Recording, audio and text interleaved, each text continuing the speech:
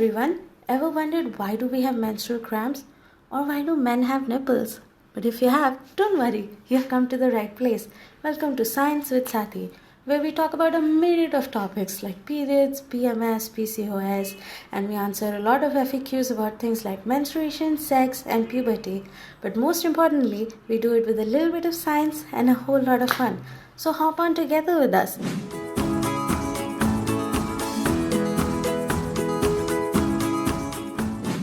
Welcome to episode 1 of Science with Saathi. Today, let us talk a little bit about the science behind a period. So, a period or menstruation is when blood and mucosal tissue exits through your vagina from the uterus. Every month, the body, and especially the uterus, goes through some changes. The inner lining of the uterus thickens every month in anticipation of a fertilized egg, an embryo, or basically a baby. But when there's no pregnancy and hence no embryo, that inner lining sheds off, which is a period. And then the cycle starts all over again. For some people, the shedding may last for 3 days, while for others it may go up to 7. And there's difference in the gaps between these periods too. But that's the beauty of human body. There's so much normalcy in variation too.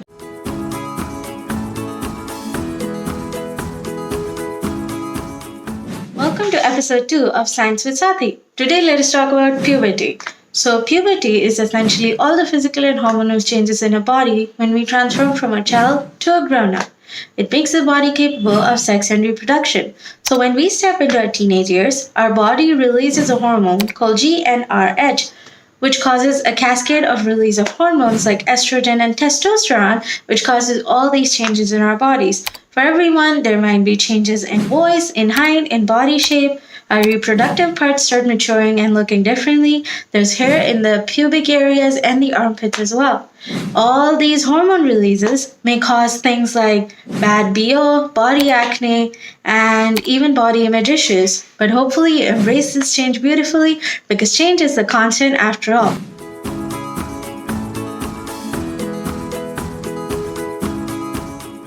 Welcome to episode 3 of Science with Saathi. Today, let us learn about Menarche.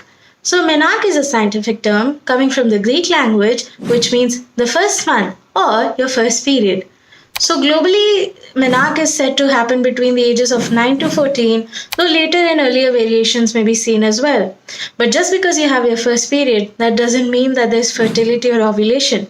In fact, some of the first periods happen just within the uterus and there's no ovulation at all. So, what causes your first period? It might be a culmination of many factors, like maturation of your reproductive organs, establishing a hormonal cycle, or even attaining the right amount of body fat can contribute to it. But having your first period is a step stool to puberty and attaining an adult body.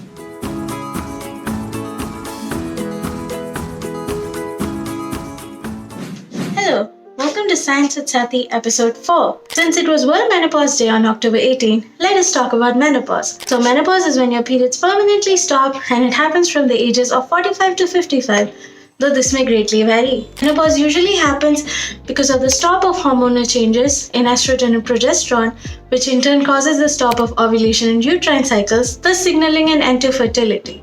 Although the hormonal changes in periods may stop, this brings about a ton of side effects like hot flushes, mood swings, joint pain, increase in central obesity, fractures and osteoporosis because of the decrease in bone density and even vaginal dryness. That's why it's very important to supplement the diet of these individuals with calcium and phosphates to help them in their transition better.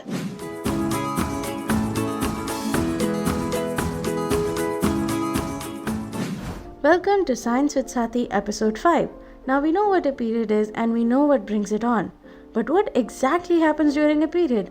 Let us have a look. If you don't remember your menstrual cycle, you can go to the link in the caption to Saathi's blog and refresh your memory. So at ovulation, we see that estrogen peaks and eventually after the egg is released, progesterone reaches a peak and thickens the wall of the uterus simultaneously. But as we approach our periods, the peak starts dwindling. That is when you may experience PMS and develop hormonal acne, pimples, or feel some breast tenderness. As we get our periods, you see the hormones are at an all-month low.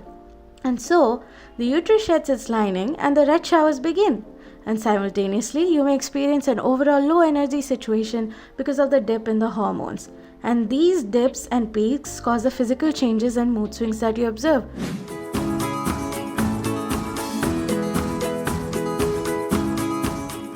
Welcome to Science with Saathi episode 6. Today we are going to learn about a very important bit of periods, the menstrual blood. Actually, blood is a misnomer and it is menstrual fluid because only half of the stuff in your pads and cups is blood. So, the menstrual fluid is almost 50% blood and the rest is vaginal secretion, cervical mucus and endometrial tissue that is being shed during a period.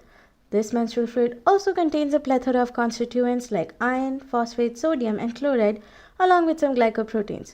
All of this is because the uterus was preparing to nurture a baby, as we learned in the previous episodes. Sometimes you may see some clots in the fluid and that's normal too. Fun fact is that the uterus has an enzyme called plasmin that prevents the blood from completely clotting, which is why the blood is generally free flowing through all the days of your period. So from now on, we call it menstrual fluid and not menstrual blood.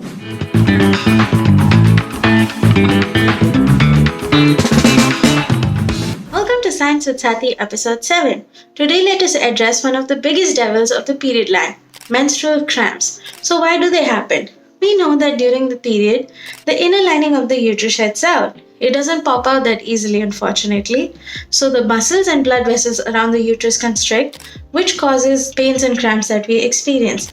But on top of that, there's a hormone called prostaglandin that is released, which causes more potent muscular contraction and causes more pain on top of the pain that we already experience. However, when you eat medications like ibuprofen and mefenamic acid, it blocks the prostaglandin, thus decreasing the pain. Please don't overeat these pills and consult the doctor if the pain is too much or abnormally high to bear. You can also rest or use hot packs and warm drinks to deal with the pain.